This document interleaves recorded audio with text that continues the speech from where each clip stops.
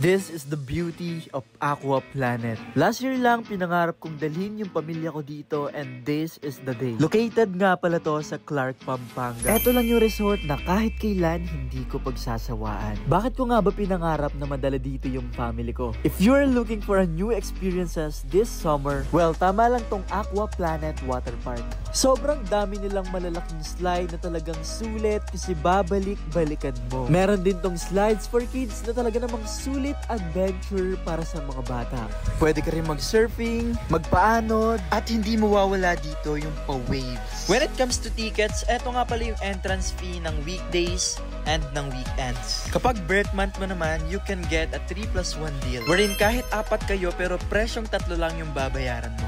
Now, let's talk about Vista Cabana. 14 kami dito and talagang kasyang-kasya kami.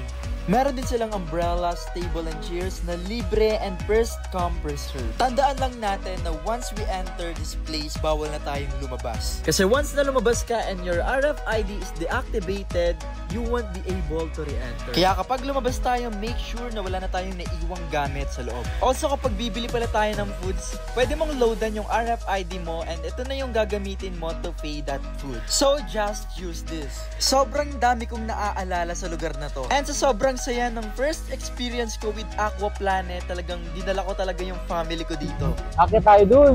The slide niyan, dito yung bagsak. So, nakaka-enjoy yan. Siguro ito yung una natin itatry. It's my second time here sa Aqua Planet, pero man, gusto ko ulit bumalik. Kaya ikaw, experience new things with your fam.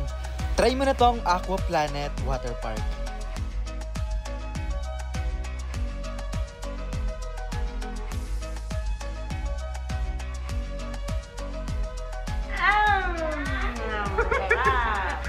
Yummy! Yummy! There's so much time.